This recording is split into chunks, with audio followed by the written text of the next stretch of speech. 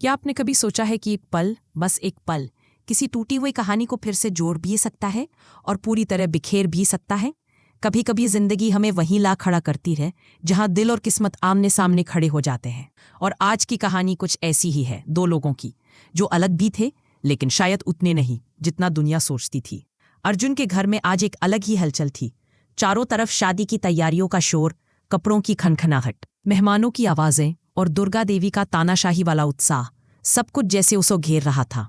लेकिन इस पूरे शोर में अर्जुन के दिल में अजीब सी खामोशी थी। कागजों पर तलाक के दस्तखत हो चुके थे, पर दिल के अंदर क्या लिखा था कोई नहीं जानता था। उधर घर में धूम धड़ाके थे और इधर अर्जुन एकदम अकेला था।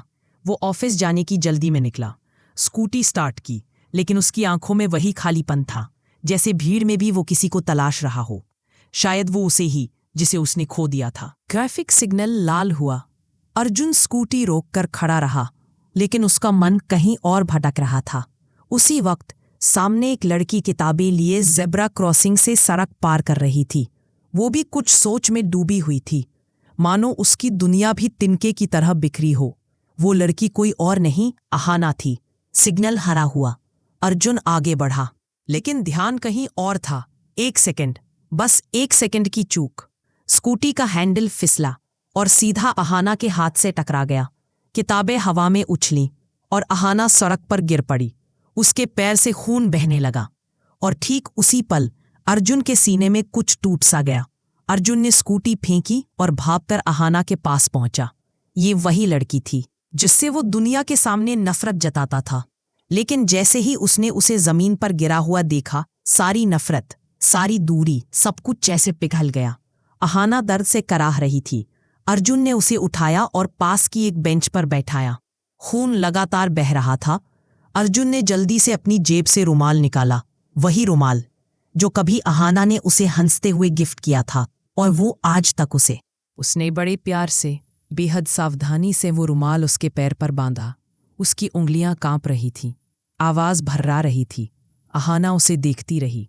उसकी आंखों में सिर्फ एक सवाल था, अगर मैं तुम्हारे लिए कुछ नहीं हूं तो मेरे दर्द पर तुम्हारा दिल क्यों रो रहा है? उन कुछ सेकंडों की खामोशी में दोनों ने बिना बोले हजारों बातें कर ली, लेकिन हर प्रेम पल पर दुनिया की बुरी नज़र तो लगनी ही थी। पीछे से पोल्टू और पीसी मोनी आ रहे थे। उन्होंने अर्जुन और अहाना को साथ देखा और उनकी आंखों में आग जल उठी। पीसी मोनी फुसफुसाई, देख पोल्टू, ये लड़की फिर अपने नाटक शुरू कर चुकी है। पोल्टू ने भी उबलते हुए कहा, ये तो पक्का ड्रामा करेगी हमारे अर्जुन को फंसाने का। दोनों तूफान की तरह वहां पहुंचे। पोल्टू ने अर्जुन को जोर से खींचा और चिल्लाया, अरे अर्जुन, तुझे शर्म नहीं आती? जिस लड़की ने तेरी जिंदगी बर्बाद की, तू उसी के पैरों में गिरा है। पीसी मोनी ने अहाना को घूर कर कहा, अरे महारानी, तलाक के बाद भी हमारा पीछा नहीं छोड़ोगी? सड़क पर भीड़ जमा हो गई। अहाना की आंखों में अपमान के आंसू चमकने लगे। वो उठकर जाने ही वाली थी कि अचानक, बस, बहुत हो गया। अर्जुन की आवाज बिजली की तरह गूंजी। वो पोल्टू का हाथ झटककर अहाना के सामने दीवार बनकर खड़ा हो गया। उसने जोर से कहा, आप दोनों हद से आगे बढ़ रहे हैं।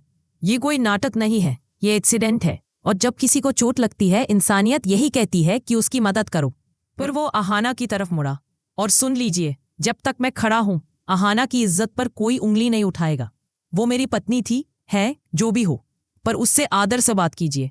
पीसी मोनी और पोल्टू जैसे पत्थर को बन गए। उन्हें उम्मीद नहीं थी कि अर्जुन इस तरह दहाड़ेगा। अहाना ने अर्जुन की आंखों में देखा और पहली बार उसे यकीन हुआ, अर्जुन के दिल से वो अब भी नहीं निकली है। अर्जुन ने धीरे से पूछा, बहुत दर्द हो रहा है? चलो डॉक्टर के पास चले? अहाना की आंखें भर आई। वो कुछ नहीं बोली, बस हल्के से ना में सिर हिलाया और लंगड़ाते हुए चल दी। अर्जुन उसे जाता देखता रहा जब तक वह भीड़ में खो नहीं गई।